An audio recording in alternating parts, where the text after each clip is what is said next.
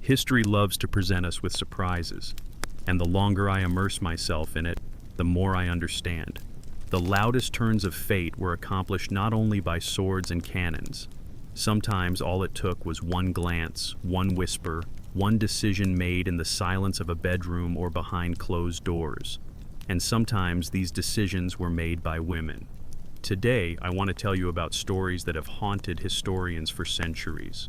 About 5 women whose names became symbols of betrayal. But was it truly betrayal, or something else entirely? Let's try to figure it out together. You see, when we hear the word betrayal, a clear image immediately comes to mind. Someone maliciously broke an oath, sold out their own, went against those who trusted them. But women's betrayals throughout history are structured more complexly. They are like multi-layered cakes, where each new layer reveals something unexpected. What was treason for some turned out to be a fight for survival for others. What contemporaries called treachery, descendants may call political wisdom. These 5 stories share one thing: they changed the course of events. Because of them, empires collapsed, wars ignited, and the balance of power between nations shifted. And each of these women made a decision from which it was impossible to step back. They crossed an invisible line, and the world after that could never be the same. Now, I will tell you about a dancer who turned the heads of generals and ministers while the First World War raged behind her back. About a queen who used the most powerful man of her time for the sake of power. About a simple American woman who typed out what changed the course of the Cold War. About a biblical beauty who sold the secret of her beloved for a handful of silver. And about a woman who was accused of betrayal simply because she dared to violate the laws of her time. What drove these women? Love that blinded them? Money that beckoned with its shine? Ideology that demanded sacrifices? Or simply revenge against those who had once caused them pain?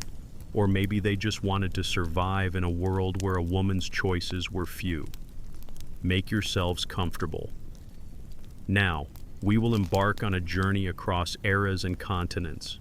We will look into the luxurious Parisian salons of the early 20th century, travel to ancient Alexandria, where the air smelled of papyrus and sea salt, and visit the cramped New York apartments of the Cold War era. And with every new story, we will understand. Betrayal is rarely black or white. More often than not, it is colored in 1,000 shades of gray.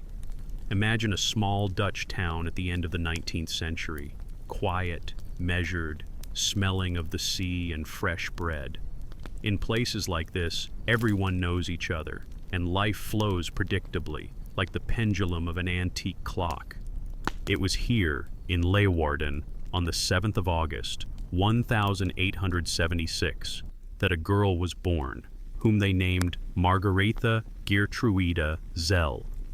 Her father owned a hat shop and was skilled at investing money in the oil business, so the family lived comfortably. Margaretha attended school for children from good families, wore beautiful dresses, and the future seemed bright and cloudless. But fate, rarely follows our expectations. When the girl turned 13 years old, her father went bankrupt. Everything collapsed at once: money, her parents' marriage, the very structure of their familiar life. 2 years later, her mother died of tuberculosis, and Margaretha was orphaned. She was sent to her godfather in the city of Sneek, and then to Leiden to study to become a kindergarten teacher. It seemed that fate was giving her a chance at a quiet, modest life.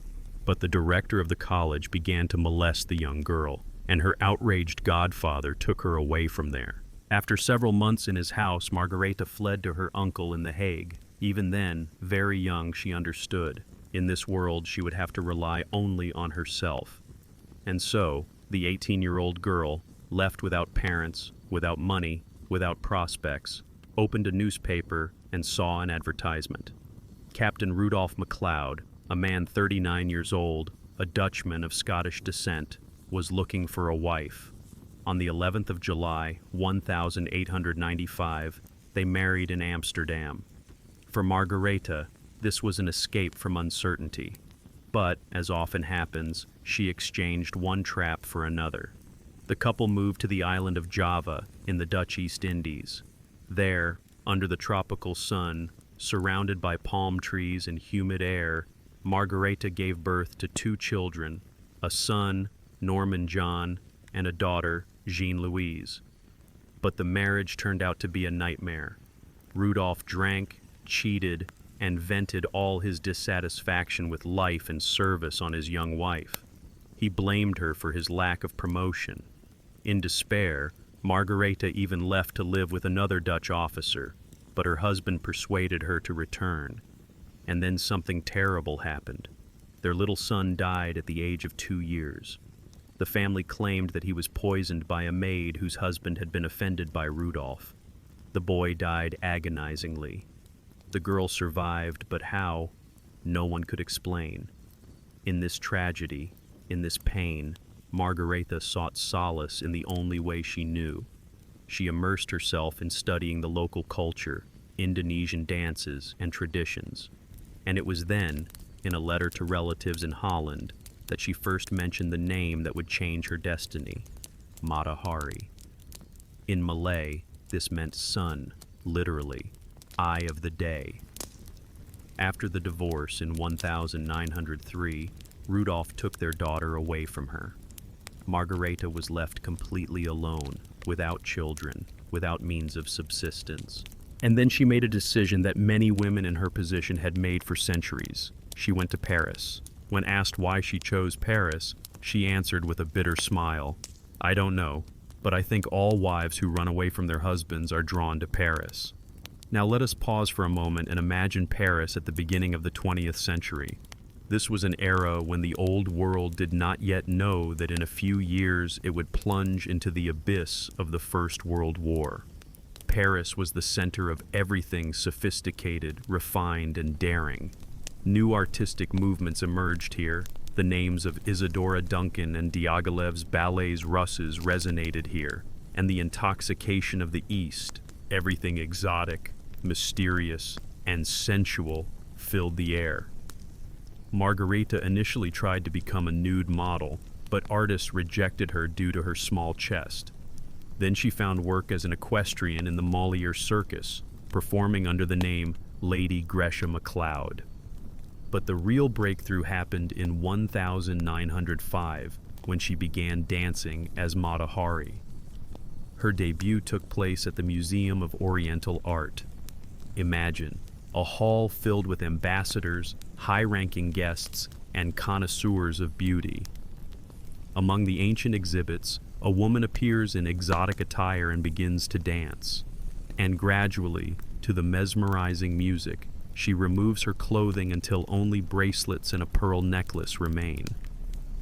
For the conservative Europe of that time, it was a revelation, a scandal, a shock.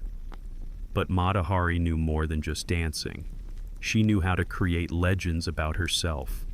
Newspapers wrote that she had studied sacred dances in the temples of India with priestesses, that these dances were kept in the strictest secrecy, and that she was the daughter of King Edward VII and an Indian princess.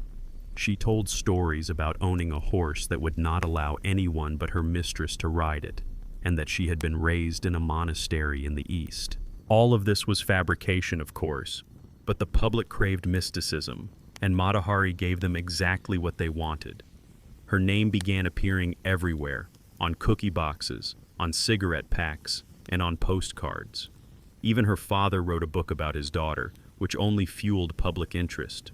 Her ex-husband, in response, claimed that his former wife couldn't dance and had flat feet, but the commotion only enhanced her fame.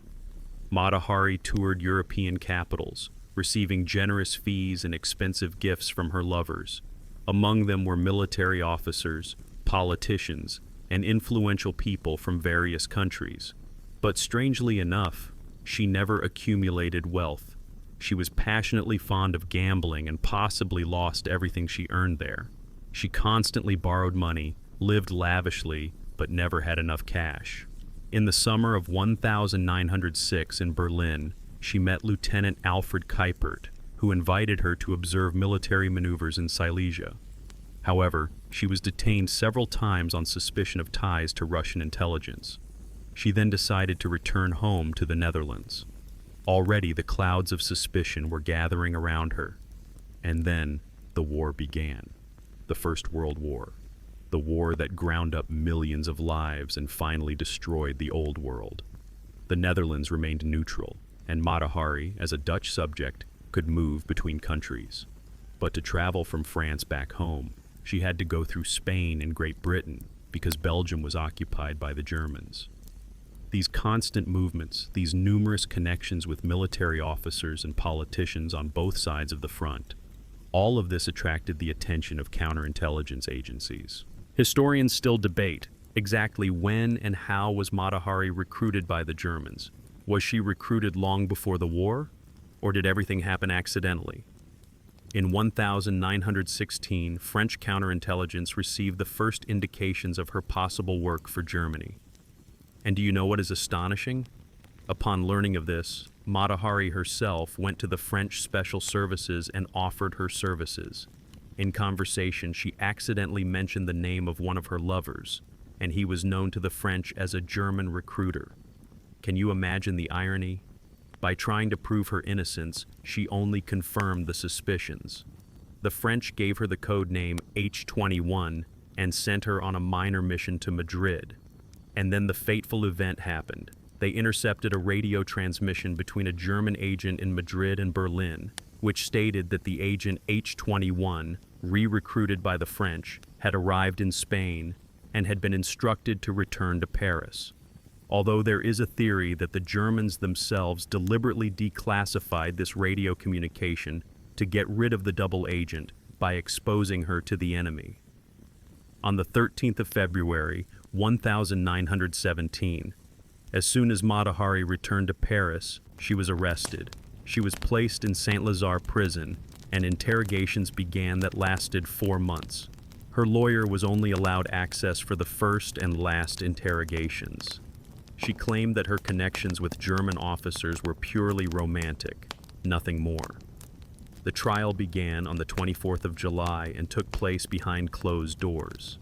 She was accused of transmitting information to the enemy that led to the deaths of several divisions of soldiers. The state prosecutor, André Mornay, called her the greatest spy of our century and declared that the harm caused by her actions was indescribable.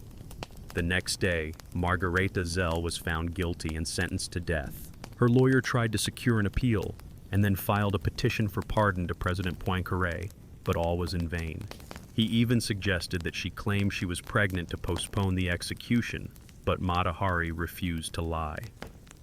The early morning of the 15th of October, 1917, the prison guards came for her. And do you know what she said? She expressed outrage that she was being executed in the morning without even being offered breakfast. Breakfast was immediately served to her.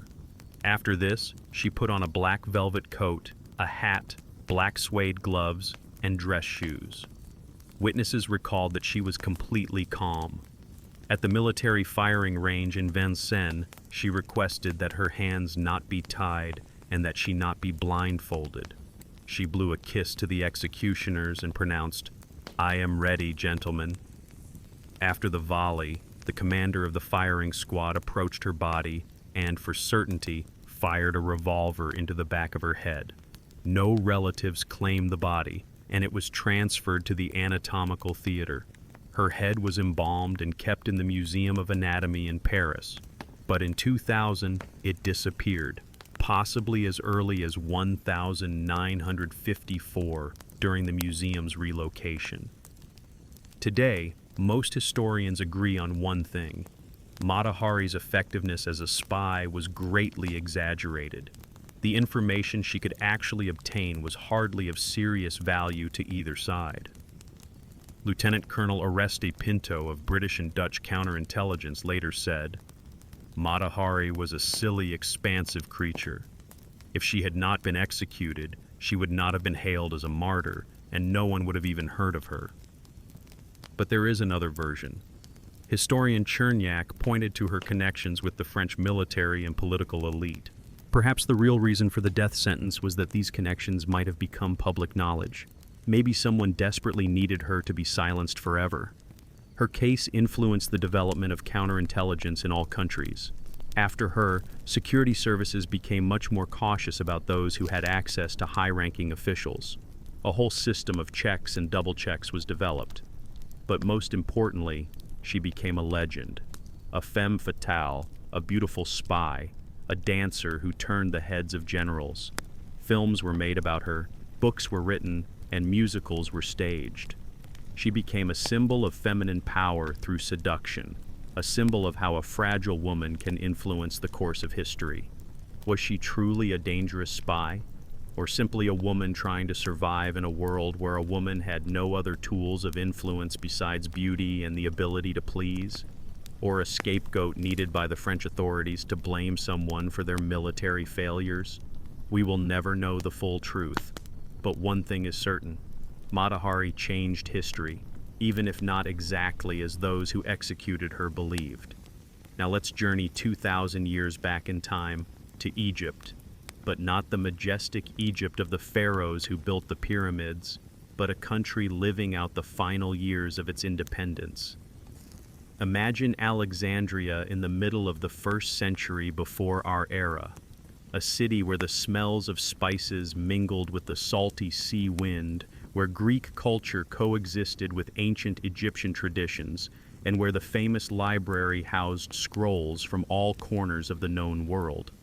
But beneath this outward luxury, something unsettling was hidden. The Egypt of the Ptolemaic dynasty was like an aging lion, still majestic, but no longer so formidable.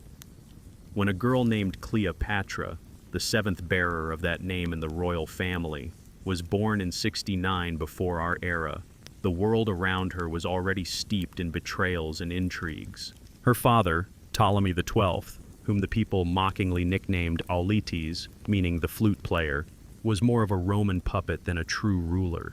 He ascended the throne thanks to Roman money and remained in power due to Roman swords. In that era, Rome was like a hungry beast, devouring one kingdom after another. Greece had already become a province, Macedonia had fallen, and even tiny Cyprus was annexed. And Egypt, with its untold riches, its wheat, papyrus, and gold, seemed like a tempting morsel that sooner or later would also be swallowed. When Cleopatra turned 13 years old, something terrible happened. Her father was overthrown and exiled from the country. Her elder sister, Berenice, became queen. Cleopatra saw with her own eyes how power crumbles, how easily the people betray a ruler, and how relatives are ready to turn on each other for the sake of the throne. These years became a cruel lesson for her. In this world, no one can be trusted, and only those who are ready to strike first survive. 3 years later, her father returned with Roman legions and drowned Alexandria in blood. Berenice was executed, as were many others. Cleopatra watched her father transform into Rome's debtor, taking out ever-increasing sums from Roman usurers and seeing Egyptian gold draining into foreign hands. And she understood. To hold on to Egypt, one must not fight Rome, but learn to use the Romans themselves. Unlike many representatives of her dynasty, Cleopatra was not just a beautiful ornament on the throne. She spoke 8 languages, including Egyptian, and this was a revolution, as the Ptolemies had not even bothered to learn the language of their subjects for centuries. She studied philosophy, mathematics, and astronomy. She possessed what the Greeks called charis, a special charm that is impossible to describe but impossible to forget. In the spring of 51 before our era, Ptolemy Auletes died. According to his will, the throne passed to the 18-year-old Cleopatra and her younger brother, the 9-year-old Ptolemy XIII. As tradition required, they became formal spouses. But this was a marriage only on paper. In reality, a merciless struggle for power began. Initially, Cleopatra ruled alone, having set aside her underage brother. But the boy king had influential guardians, the eunuch Pothinus, who managed the finances, and the general Achilles, who commanded the army. These men had no intention of handing over power to an intelligent and ambitious woman. In the summer of 48 before our era, they exiled Cleopatra from Alexandria, but she did not give up. She fled to Syria and began gathering an army, preparing to reclaim the throne by force. Egypt stood on the verge of civil war. And then, a man who changed everything burst into this story. At this time, Rome was engulfed in its own civil war. Julius Caesar, a brilliant general and politician, fought Gnaeus Pompey the Great for control over the Republic. When Pompey was defeated at Pharsalus, he fled to Egypt, counting on aid. After all, it was Pompey who had once helped Ptolemy Auletes regain his throne. But the advisors of the young Ptolemy XIII decided otherwise. They thought, why help the defeated? Wouldn't it be better to please the victor? And when Pompey came of her life, Alexandria was guarded by her brother's troops. It was impossible to enter, but she found a way. Her loyal friend, Apollodorus the Sicilian, smuggled the queen in a small fishing boat. He then hid her in a large bed sack and carried her straight into Caesar's chambers. Imagine the scene. The 52-year-old Roman dictator, who had seen everything in life, suddenly sees a young woman leap out of a sack and fall at his feet, begging for help. It was theatrical, daring, and utterly unforgettable. Caesar was captivated. But what captivated him more, Cleopatra's beauty or her intellect and boldness? Ancient writers still debate this. Plutarch wrote that Cleopatra's beauty was not dazzling, but her voice, her manner of speaking, and her charm imprinted themselves upon the soul forever. She could converse with anyone in their native language, being at times affectionate and gentle, and at others regally majestic. The next morning, Caesar announced to the young Ptolemy that he would support Cleopatra. The boy ran out of the palace screaming, tore the diadem from his head and threw it into the crowd, yelling that he had been betrayed. Alexandria exploded in rebellion. Ptolemy's troops besieged Caesar and Cleopatra in the royal quarter of the city. They held out under siege for several months. This was the Alexandrian War, cruel and bloody. Caesar even ordered the Egyptian fleet to be set on fire, and the flames spread to the famous Library of Alexandria, destroying a portion of the priceless scrolls. Only when reinforcements arrived were the rebels defeated. The young Ptolemy XIII died trying to escape across the Nile. Cleopatra had won. She betrayed her brother, used the Roman general, and sacrificed the lives of thousands of Alexandrians. But she achieved what she sought, sole power over Egypt. Formally, she married her younger brother Ptolemy XIV, but the boy was only 11 years old, and he posed no threat. And then Caesar and Cleopatra did something astonishing. They embarked on a journey down the Nile on 400 ships, indulging in feasts and entertainment. It was a display of power, luxury, and love. Call it what you will. Roman legionaries grumbled, demanding that their general return to his duties. But Caesar was enchanted by this country and this woman. Soon after Caesar's departure, on the 23rd of June, 47 before our era, Cleopatra gave birth to a son. He was named Ptolemy XV, but everyone called him Caesarion, Little Caesar. It was said that the boy greatly resembled the Roman dictator in both face and bearing. Several years later, Caesar invited Cleopatra to Rome. He settled her in his gardens beyond the Tiber and ordered a gold statue of her to be placed in the temple of Venus, the ancestress of his lineage. This was a scandal. Republicans whispered that Caesar wanted to become king, that he intended to marry the Egyptian woman and move the capital to Alexandria. You know what's surprising? Cleopatra seems to have genuinely believed that she could become the co-ruler of a new world empire. Caesar was preparing a great campaign against Parthia, and if he had won, he might very well have married the Egyptian queen. Their son, Caesarion, would have become the heir to a unified Roman-Egyptian power. This was a grandiose plan in which love and politics, personal feelings, and strategic calculation were intertwined. But on the 15th of March, 44 before our era, everything collapsed. Conspirators stabbed Caesar with daggers right in the Senate house. Cleopatra lost not only her lover, but also the only person who could protect her and Egypt from Rome's greed. She returned to Alexandria, and soon after, her young brother-husband Ptolemy XIV died. Ancient historians claim that Cleopatra poisoned him. She needed a formal co-ruler, but now that role was filled by her own son, Caesarion. Her maturing brother was no longer necessary to her. Do you see how she chose betrayal again? But did she have a choice? In a world where your closest relatives are ready to kill you for power, mercy becomes a luxury you cannot afford. After Caesar's death, a new civil war began in Rome. Cleopatra once again had to choose a side, and she chose correctly. She supported not Caesar's murderers, but his heirs, the triumvirs Antony, Octavian, and Lepidus. When the triumvirate prevailed, the eastern half of the empire came under the control of Mark Antony, the late Caesar's closest friend, a talented general, a man 40 years old. In the summer of 41, he summoned Cleopatra to him in the city of Tarsus in Cilicia. Formally, it was to explain why she had not adequately assisted the Caesar's faction.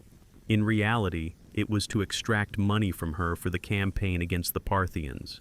Cleopatra was 28 years old, and she knew perfectly well how to handle men.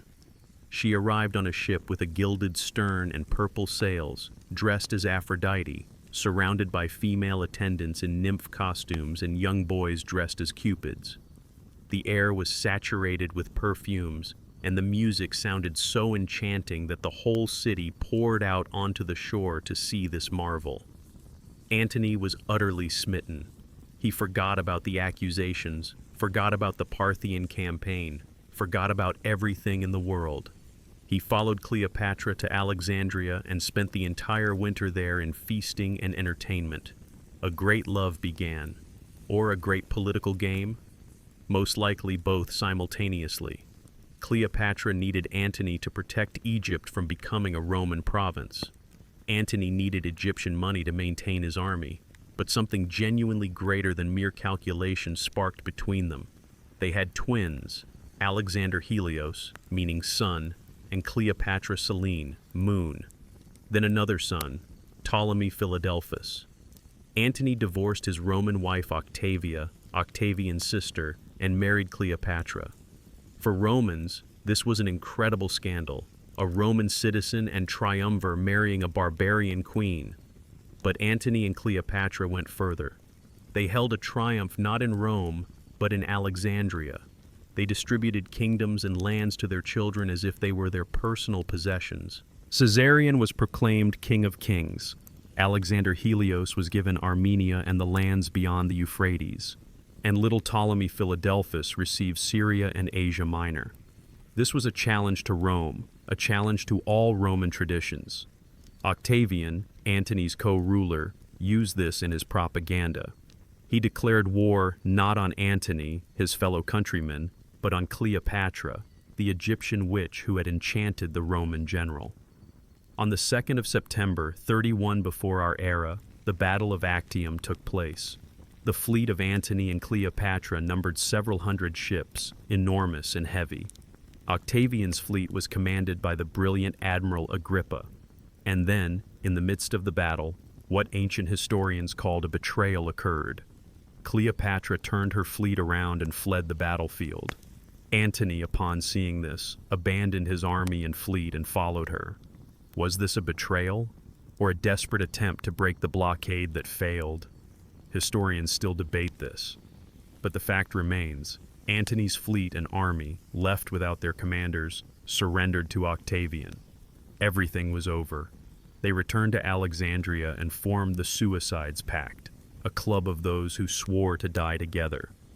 Cleopatra tested poisons on those condemned to death, trying to understand which one would yield the easiest demise. She tried to send Caesarion to India to save at least one of her children. In the summer of 30 before our era, Octavian entered Egypt. On the 1st of August, Antony, having received false news of Cleopatra's suicide, fell upon his sword.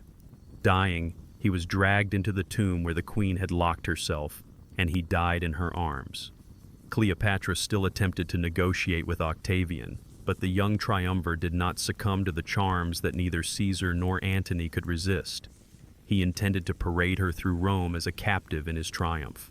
On the 12th of August, 30 before our era, she was found dead on a golden couch, dressed in royal robes, with a diadem on her head. Her faithful maids had died beside her.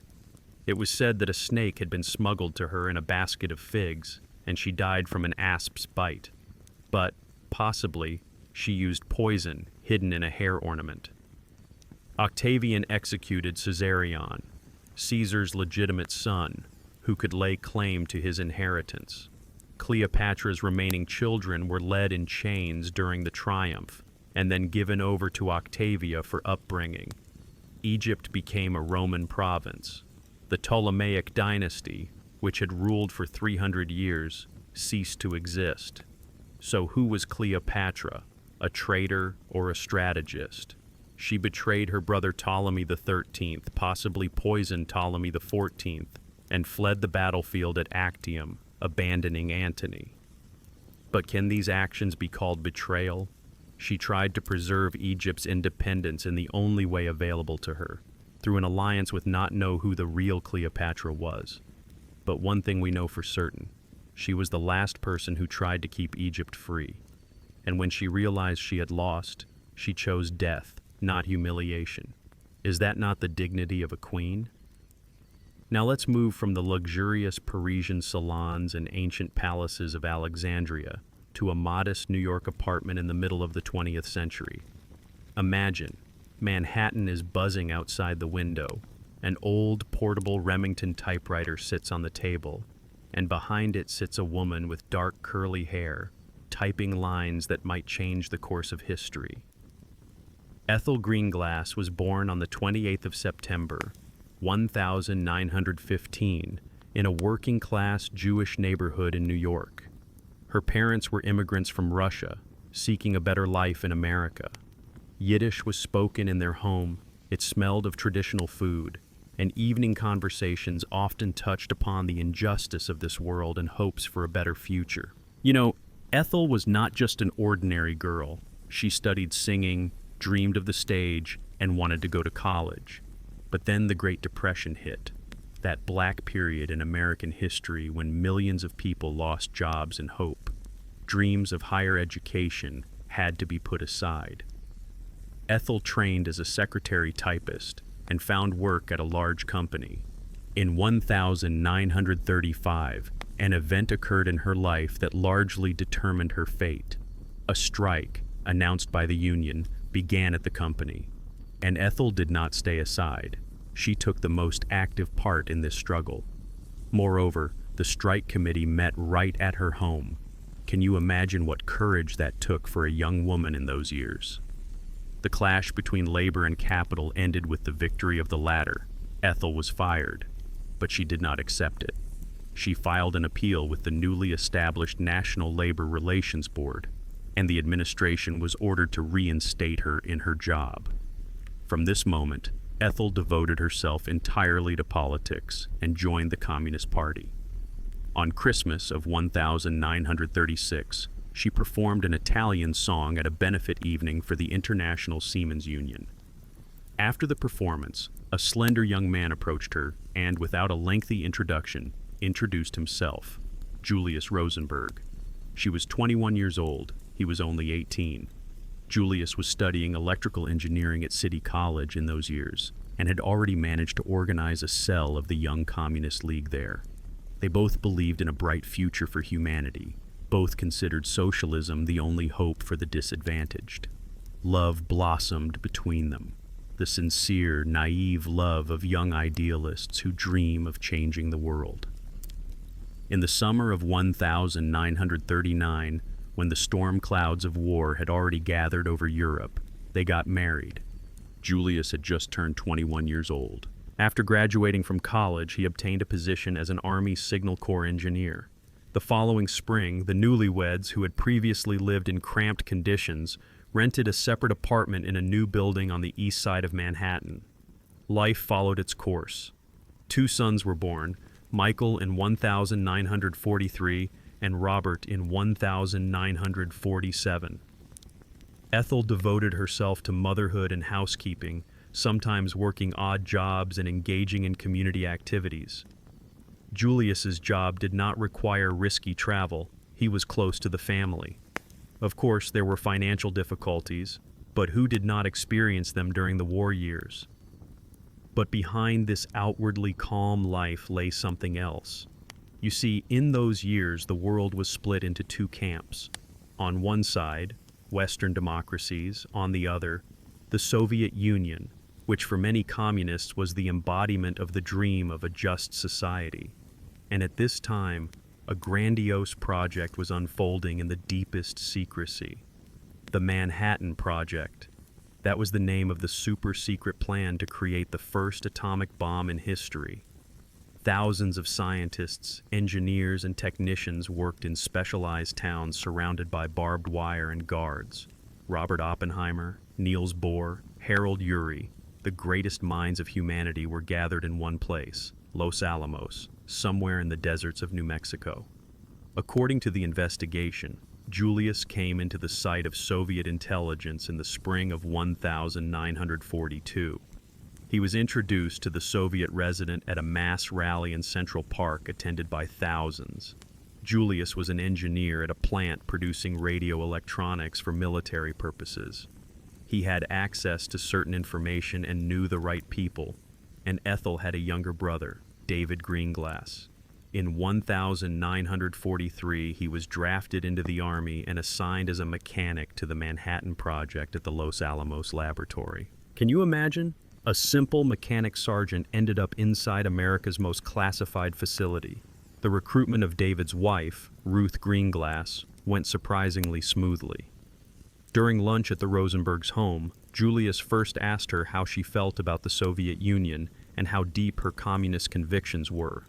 Ruth immediately replied that socialism was humanity's only hope and that she infinitely admired the Soviet Union. Did she not wish to help? Ruth said she would be honored. Moscow assigned code names to the future agents. David became Bumblebee. Ruth became Wasp. In December of the same year, Ruth began her return journey from Albuquerque with the first report, which she had memorized. It contained a detailed description of the facility and the names of the project's leading scientists. And at home, Ethel sat down at her typewriter and typed out what her husband brought her. Blueprints, diagrams, reports. David passed through Julius the working drawings of the bomb that would later be dropped on Nagasaki. 12 pages of a report on the work at Los Alamos. Every keystroke brought closer the moment when the Soviet Union would obtain its atomic bomb. American specialists estimated that the USSR would not be able to create its own bomb before 1954. But Soviet scientists created it already in 1949, thanks to the very secrets that the agents transmitted. But in the world of espionage and counterintelligence, nothing remains a secret forever. American cryptographers began the Venona program, the decryption of Soviet radio messages, and gradually the threads led to the Rosenberg family. In the summer of 1950, first the courier Harry Gold was arrested, then David Greenglass. And David talked. He told everything about his brother-in-law Julius. On the 17th of July, Julius was seized right at his workplace. And on the 11th of August, they came for Ethel. She was arrested right in the courthouse building where she had come to support her husband. The boys, Michael and Robert, were left alone. They were 7 and 3 years old. Can you imagine what they felt when their parents were taken away?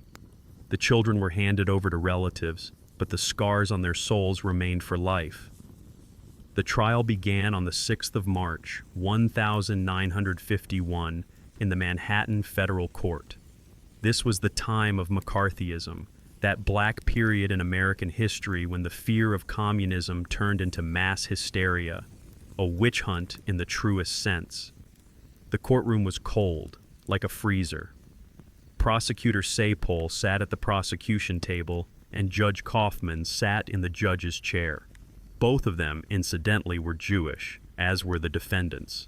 And some believe that this is precisely why they were so merciless, to prove their loyalty to America, to show that their Jewish background would not prevent them from punishing the traitors.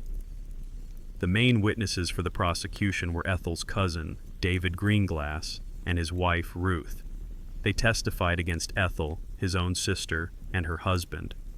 David testified about how Ethel typed the secret materials on her typewriter. It was for this typing that she would later be sentenced to death. Professional physicists later mocked Greenglass's blueprints, calling them artistic. It is doubtful that such diagrams truly helped Soviet scientists. But in the atmosphere of that time, no one was interested in the real value of the transmitted information. Prosecutor Sapol called the Rosenbergs' crime worse than murder. He said they had sold the soul of America, and that their actions could lead to the deaths of millions. Ethel sat upright with her head held high. She was calm and dignified.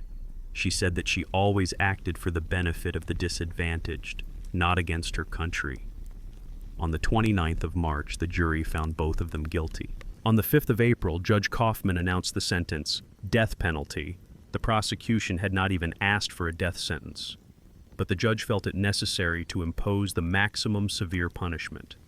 The Rosenbergs became the only civilians executed in the U.S. for espionage during the Cold War. Their comrade Morton Sobel, who also helped them, was sentenced to 30 years in prison. He fled to Mexico, but was returned and sent to the famous Alcatraz prison. The day after the sentence was announced, the New York Times reported that the Rosenbergs, who were finally placed in the same cell, were singing. Julius performed the Battle Hymn of the Republic, and Ethel, who had studied vocals, sang Chio Chio San's aria from the second act of Madame Butterfly, the most famous, the most poignant, Un bel dì vedremo, one fine day. What irony, singing about the anticipation of happiness when only death lay ahead. Attempts to obtain a pardon began. Many famous people appealed to President Eisenhower with petitions. Albert Einstein, Jean-Paul Sartre, even Pope Pius XII. Thousands of people worldwide took to the streets in demonstrations, demanding the reversal of the death sentence. But the administration was unyielding. On the 19th of June, 1953, in the evening, at Sing Sing prison in the state of New York, what thousands of people had feared and hoped against happened. First, Julius was led to the death chamber. He sat in the electric chair. A jolt of 2,000 volts ended his life instantly. Then came Ethel's turn. She entered the chamber calmly and sat in the chair, but something terrible happened to her. The first jolt did not kill her. Several electrical shocks were required. Witnesses recounted that her head was smoking. It was an agonizing death. Many people gathered on the streets in the hours leading up to the execution. Some condemned the Rosenbergs' crime, others pleaded for leniency. America was divided in opinion. After their deaths, the Cold War only intensified. The USSR had already tested its first atomic bomb, proving that the obtained secrets had not been in vain. An arms race began that kept the world on the brink of nuclear war for the following decades. But was Ethel truly guilty to the extent she was accused? Now, after so many years and with many documents declassified, historians debate this. The Venona program showed that Julius was indeed an active agent of Soviet intelligence. He recruited his brother-in-law and organized the transmission of information. And Ethel? Soviet intelligence operational summaries referred to her as a housewife, sick, and unemployed. She was not actively involved in the intelligence work, but she was undoubtedly aware of her husband's affairs and supported him. Her main crime was the typing. Many years later, Ethel's brother, David Greenglass, confessed that he had lied in court. He gave false testimony to save his wife Ruth from prosecution. Special Services historian Colonel Alexander Feklisov, Julius's handler, asserted that Ethel was not an agent. Perhaps she was sentenced to death to pressure Julius, to force him to talk and expose other agents. But neither he nor she broke. Until the end, they denied the charges, although they could have saved their lives by agreeing to cooperate with the investigation. So, who was Ethel Rosenberg, a cold-blooded traitor who sold her country's atomic secrets to the enemy for ideology, or a victim of the era, a wife who supported her husband and paid a terrible price for it, or simply an idealist who genuinely believed she was helping to build a better world? It seems to me that the truth, as always, lies somewhere in the middle. Yes, she knew what her husband was doing. Yes, she helped him by typing the documents. But was she the main participant in the spy network? Hardly. Did she deserve the death penalty? Many today believe she did not. The story of Ethel Rosenberg is a story of how ideology can overshadow common sense, about how the fear of an enemy turns justice into a public spectacle, about how the fates of ordinary people are ground up in the millstones of great politics. 2 boys were orphaned. Michael and Robert spent years trying to clear their parents' names. They wrote books, sought a review of the case, and searched for the truth. And gradually, that truth began to emerge. Today, many historians agree that the trial of the Rosenbergs was unfair, that witness testimony was questionable, and that Ethel's true role was greatly exaggerated. But it is impossible to change the past. The electric chair had already done its work. This story leaves a bitter taste. There are no clear heroes and villains in it. There are people who made choices during a difficult time. There are ideas for which they were willing to sacrifice their lives. And there are consequences of those choices, for themselves, for their children, and for the whole world. When I think of Ethel Rosenberg, I see not an abstract atomic spy, but a real woman. She sang in a choir, dreamed of the stage, fought for workers' rights, loved her husband, and raised children. And yes, she made a choice that many would consider betrayal. But for her, it was a choice between loyalty to her country and loyalty to her beliefs. History will judge each of us. But as long as we live, all that remains for us is to try to understand what drives people when they commit actions that change the course of history. And to remember that behind every sensational case stand real people with their hopes, fears, and dreams. Now let's journey even further into the past, 3,000 years ago, to the times when history intertwined with legend, and the fates of nations were decided not in courtrooms, but beneath the arches of temples. After the stories of women whose actions changed the course of wars and empires, I want to tell you about a betrayal that became a symbol, a parable, an eternal reminder of how love can be sold for a handful of silver.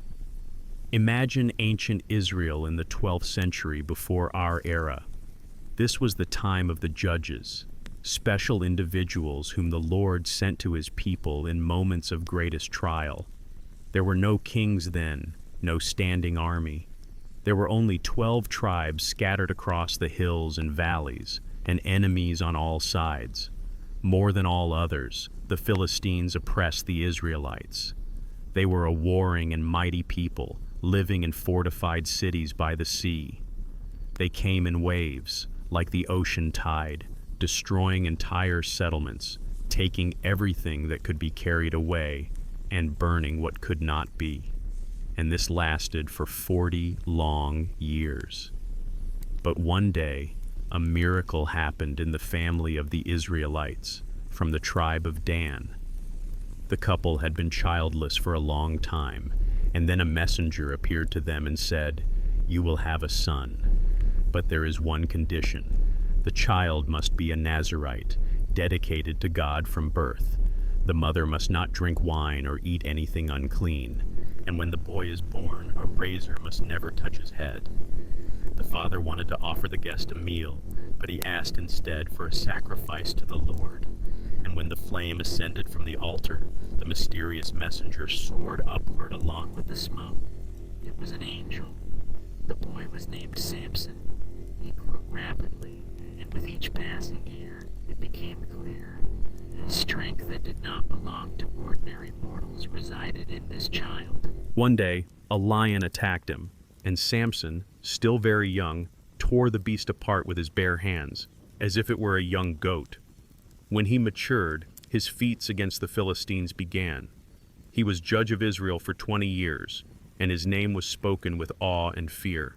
Samson could single-handedly defeat a detachment of armed warriors, and he could dislodge city gates along with their posts and carry them to the top of a hill. But every hero has a weakness, and Samson's weakness was women. He married a Philistine woman, and at the wedding, he posed a riddle that the guests could not solve.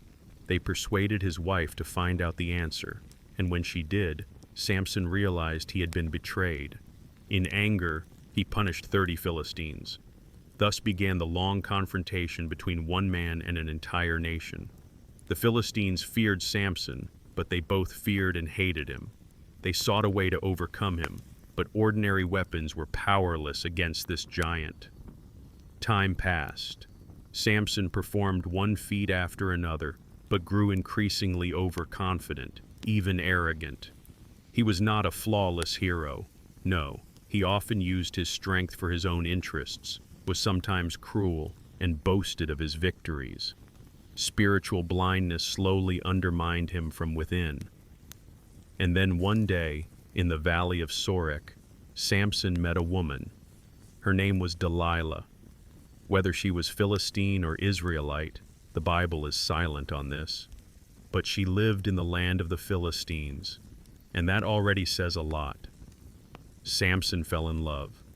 He fell in love the way only a man accustomed to taking everything in life by force can. He came to Delilah, spent days and nights with her, and opened his soul to her. For him, she became the meaning of existence, comfort after battles, a quiet harbor in the stormy sea of life. And the Philistine rulers were not idle. They came to Delilah and said, "Find out from Samson the secret of his great strength. Each of us will give you 1,100 shekels of silver." Can you imagine that sum? 1,100 silver coins from each ruler. And there were 5 rulers. This was wealth Delilah could not even dream of. Such money could ensure a comfortable life until the end of her days. And Delilah agreed. She began questioning Samson gently, playfully, as if it were just a game between lovers. "Tell me, wherein lies your great strength, and how can one bind you so as to subdue you?" Samson laughed and answered, "Bind me with 7 fresh bowstrings that have not yet dried, and I will become weak, like any other man." Delilah did just that. The Philistines were hiding in the next room, and when Samson fell asleep, she bound him and cried out, "Samson, the Philistines are upon you." He awoke and tore the bowstrings apart, as if they were threads. Delilah pretended to be offended. You know, she was a good actress. She reproached him. "You have mocked me and deceived me." And she asked again about the secret of his strength. Samson, still suspecting nothing, said, "Bind me tightly with new ropes that have never been used." Delilah waited until he fell asleep, bound him, and again called the Philistines. Samson tore the ropes apart like a spider web.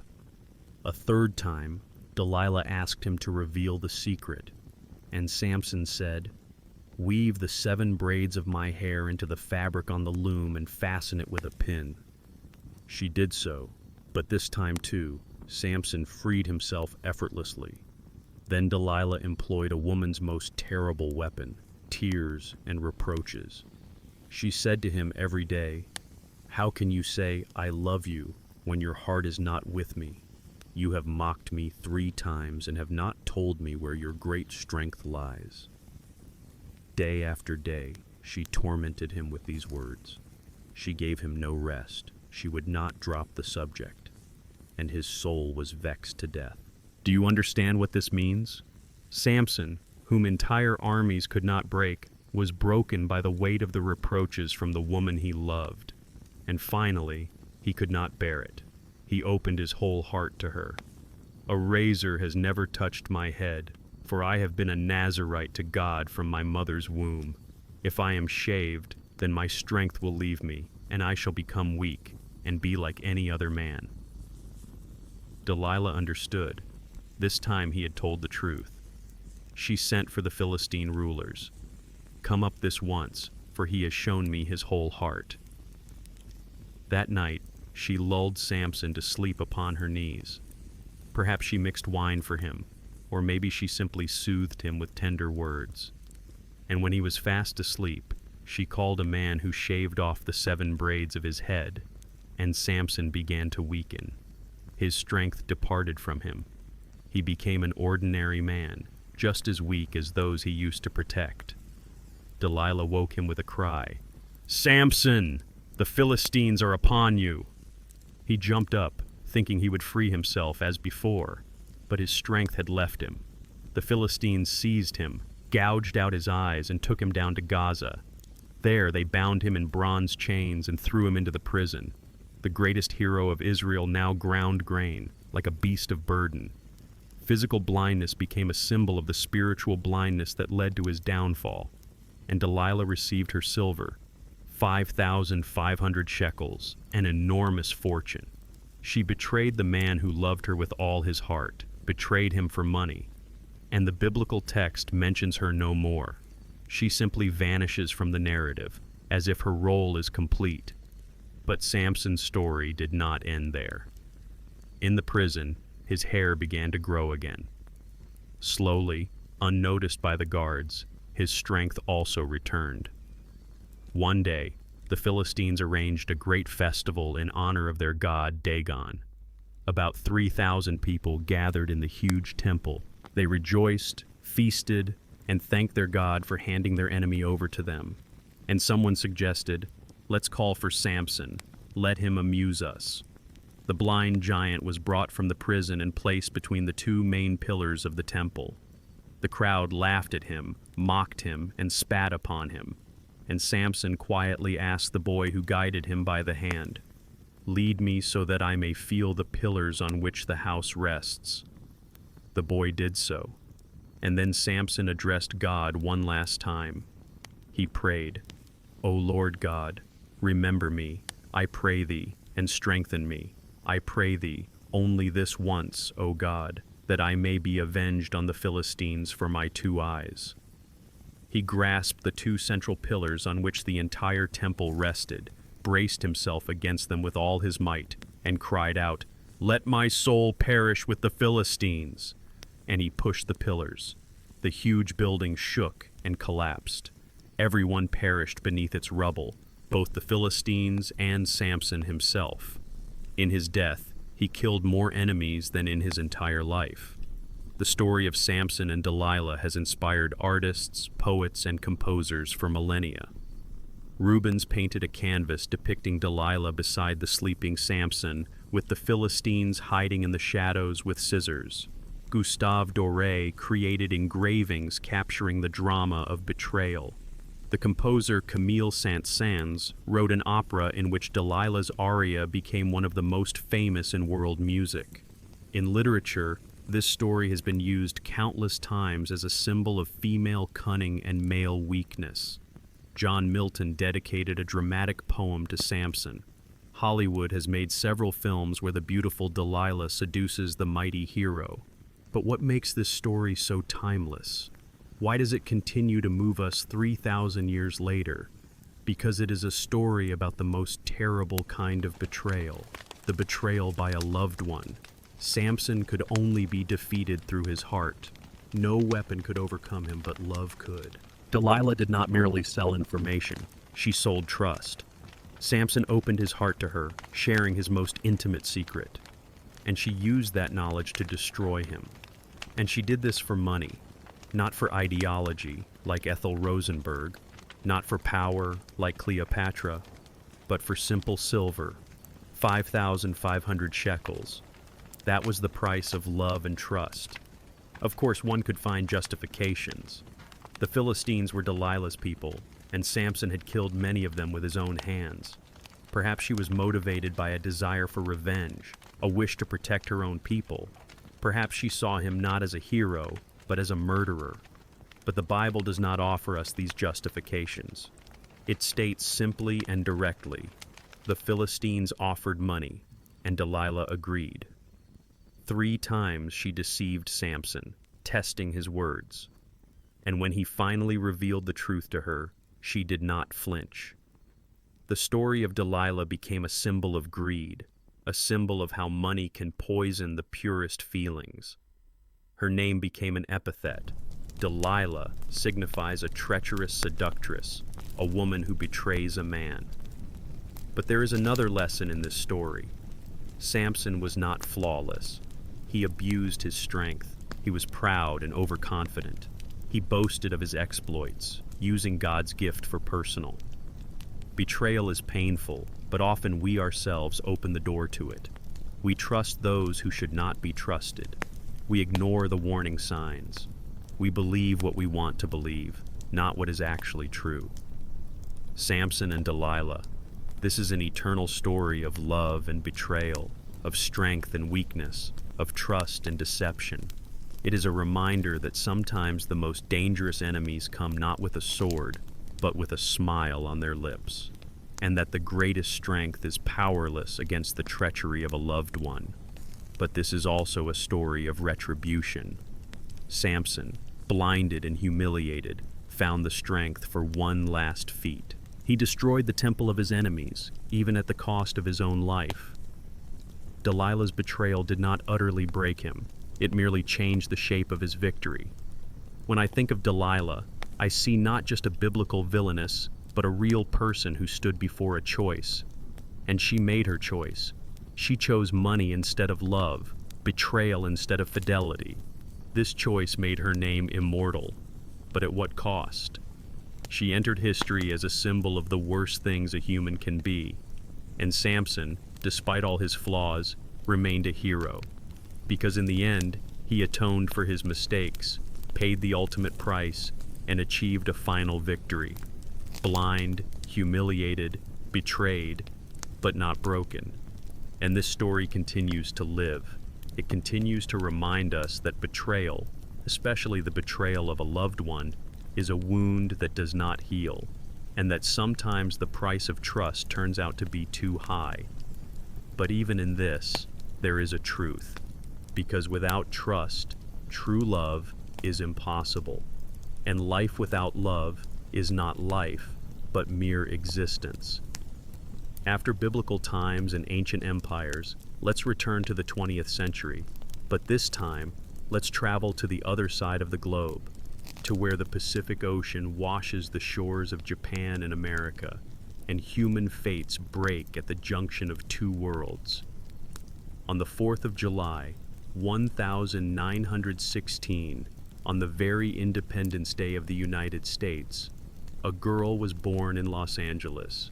Her name was Iva Toguri. What an irony of fate, to be born on Independence Day, only to be accused later of betraying that very independence. Iva's father, Jun Toguri, came to America back in the late 19th century and opened a small store. He wanted his children to grow up as true Americans. Therefore, at home, they tried to speak English rather than Japanese. Iva was raised in the American spirit. She was a Girl Scout, attended the Methodist church, played tennis, and went hiking. You know, Iva was a typical American girl of her time. She loved swing music, dreamed of becoming a doctor, and was popular among her peers.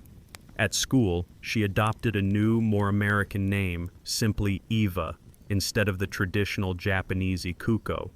She felt thoroughly American. Japan was only a distant land of ancestors about which she knew almost nothing. In 1941, Iva graduated from the University of California, Los Angeles with a degree in zoology. She helped her father in the store and made plans for the future. Everything was fine, everything was predictable. But in the summer of that same year, news arrived. Her aunt in Japan was seriously ill. her parents decided to send Iva to visit the relative. This was her first visit to her ancestral homeland. She did not even have an American passport, only an identity document. She thought she would leave for a few months and return. Japan greeted her as a foreign world. Iva did not like the local food, did not speak Japanese, and felt completely alien in this country. In the fall, she went to the American consulate to get a passport and return home. Her application moved slowly through the bureaucracy, and she waited impatiently until she could finally leave. And then, on the 7th of December, 1941, the world turned upside down. Japan attacked the American base at Pearl Harbor in Hawaii without declaring war. The Pacific War began. The last ship to America left without Iva. She was stuck in an enemy country. Can you imagine how she felt? A 25-year-old girl trapped in a country with which her homeland had started a war. No connection with her parents, no way to return home. Only later would she learn that her family, like tens of thousands of other Japanese Americans, had been sent to internment camps. Letters stopped arriving. She was alone. The Japanese secret police came to Iva. They demanded that she renounce her American citizenship and swear allegiance to the Japanese emperor. And guess what? She refused. This fragile girl, finding herself alone in a hostile country, said no. The consequences were severe. She was declared an enemy alien and deprived of ration cards. To avoid being a burden on her aunt, Iva moved into a boarding house. She needed to survive somehow. She needed a job. In 1942, she got a job at an English-language newspaper, listening to shortwave radio broadcasts and decrypting them. Then she got a second job at Radio Tokyo, typing program scripts that were broadcast to American soldiers in Southeast Asia. And in November of 1943, her life changed again. She was unexpectedly asked to host a program called 0 Hour. It was a 75-minute broadcast that aired for American soldiers in the Pacific Theater of Operations. The concept was simple and cynical at the same time. A female American voice was supposed to demoralize the soldiers, suggesting that their girlfriends back home were cheating on them, that the war was pointless, and that they were dying in vain. Iva was not the only announcer. There were 13 such women, all Native American English speakers. But it was she who would later pay for everyone. Iva never called herself Tokyo Rose on air. She introduced herself as Anne, and later as Orphan Anne. The nickname Tokyo Rose was invented by the soldiers themselves, lonely men in the jungles of the South Pacific who eagerly awaited these broadcasts. They enjoyed listening to familiar American music and imagining an exotic woman with a seductive voice. But what did Iva actually say on air? She called the soldiers boneheads, joked with them, but hardly transmitted any real propaganda. She created 340 broadcasts, and many soldiers later said that these broadcasts were perceived more as entertainment than as demoralizing propaganda. Some historians believe that Iva intentionally sabotaged the program's propaganda goals, turning it into a parody. She refused to broadcast blatant lies and participated mainly in comedic sketches. For her, it was simply a job, a way to survive in a foreign country. In 1945, Iva married a Portuguese man of Japanese descent named Felipe de Quino. She desperately dreamed of returning to America. She worked at the radio station for 3 years, all that time hoping that the war would soon end and she could go home. In August of that same year, America dropped 2 atomic bombs on Hiroshima and Nagasaki. Japan capitulated. The war was over. It seemed Iva could finally return to a normal life, but fate held a new blow for her. 2 American journalists, Lee and Brandage, were hunting for Tokyo Rose. They offered a huge sum, $2,000, a year's salary in occupied Japan, for an exclusive interview. Iva, who received less than $7 a month at the radio station, could not resist such an offer. She signed a contract under which she acknowledged herself as Tokyo Rose. Of Justice agreed that her broadcasts were harmless. She was released. Iva decided to return to America. But when news of this leaked to the press, a wave of public outrage arose. War veterans, commentators, and ordinary Americans demanded that the traitor be tried. The FBI resumed the investigation. In 1947, Iva was returned to the United States and charged with treason. On the 5th of July, 1949, the trial began. Iva became the 7th person in U.S. history charged with treason. The trial was full of racial prejudice from the start. All the jurors were white. The atmosphere in the courtroom resembled the McCarthy-era witch hunts. The jurors wanted her example to serve as a lesson for all Japanese Americans. The key witnesses for the prosecution gave testimonies that would later prove to be false. But back then, in the atmosphere of post-war hysteria and anti-Japanese sentiment, their words were believed. Iva was found guilty and sentenced to 10 years in prison and a fine of $10,000. She served 6 years and was paroled in 1956. After her release, she lived in Chicago, worked in her father's family store, and all this time she faced the threat of deportation. Years passed. Iva tried to live quietly, avoiding attention, but she did not give up in the fight to restore her good name. And finally, in 1976, what many had long suspected came to light. The main prosecution witnesses had lied under oath. Their testimonies had been given under pressure from the authorities. The entire process was politically motivated. On the 19th of January, 1977, on his last day in office, President Gerald Ford signed a proclamation of full pardon for Iva Toguri. Her U.S. citizenship was restored. 30 years after her arrest, justice finally prevailed. Shortly before her death, in 2006, Iva was honored with the Edward J. Hurley Citizenship Award. This was recognition of her steadfastness, her struggle, and her loyalty to America, even when America turned away from her. On the 26th of September, 2006, Iva Toguri died in Chicago at the age of 90 years. She lived a long life, much of which was spent fighting an unjust accusation. So, who was Iva Toguri? A traitor or a victim? Now that we know the entire story, the answer seems obvious. She was an ordinary American girl who happened to be in the wrong place at the wrong time. She was stuck in an enemy country against her will. She refused to renounce her American citizenship, even when it threatened her with serious problems. She took a job at the radio station to survive. And while doing that job, she tried not to transmit actual propaganda. Was she coerced into working on the radio? Documents show that yes, she was forced to broadcast. She had no real choice. Refusal could have meant starvation or prison. Did her broadcasts demoralize American soldiers? All evidence suggests the contrary. Soldiers loved listening to 0 Hour for the music and light jokes. The broadcasts were considered harmless even by American authorities themselves, until the hunt for a scapegoat began. The story of Iva Toguri is a story of how racial hatred and post-war hysteria can transform an innocent person into a symbol of betrayal. It is a story of how justice can be distorted by prejudice. It is a story of injustice that the authorities are willing to acknowledge, but only decades later.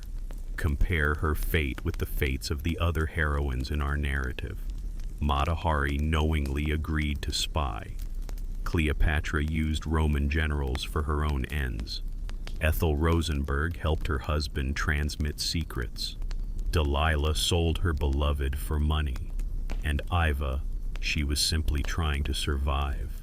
She did not betray military secrets. She did not sell out her homeland for money or power. She read scripts into a microphone for $7 a month because otherwise she would have starved. And for this, she was accused of treason. For this, she spent 6 years in prison. For this, she was branded with shame for 30 years. Her story became a symbol of the injustice experienced by Japanese Americans during the Second World War. While Iva was stuck in Japan, her Her family and tens of thousands of other American citizens were sent to internment camps solely because of their ethnic background. They were deprived of their freedom, property, and dignity. History remembers Tokyo Rose as a mythical figure, a seductive enemy propagandist. But the real Iva Toguri was completely different. She was a victim of war, a victim of circumstance, a victim of racial prejudice. When President Ford pardoned her, he acknowledged what many had long known. Iva Toguri was never a traitor. She was a loyal daughter of America who paid a terrible price for being a hostage of history. Her life is a reminder of how easily, in wartime, the enemy becomes anyone who just looks different, of how fear and hatred obscure reason and justice, of how sometimes the true betrayal is committed not by the accused, but by the accuser. Among the 5 stories I have told you today, the story of Iva Toguri stands out. It is the only story where betrayal turned out to be a myth, where a woman accused of treason actually remained loyal to her country until the very end, where justice, though delayed by 30 years, ultimately prevailed. Iva Toguri did not change the course of history through her actions, but her fate changed how we think about betrayal, patriotism, and justice. She reminds us that not everything called treason is truly treason, and that sometimes the loudest accusations turn out to be the most shameful lies.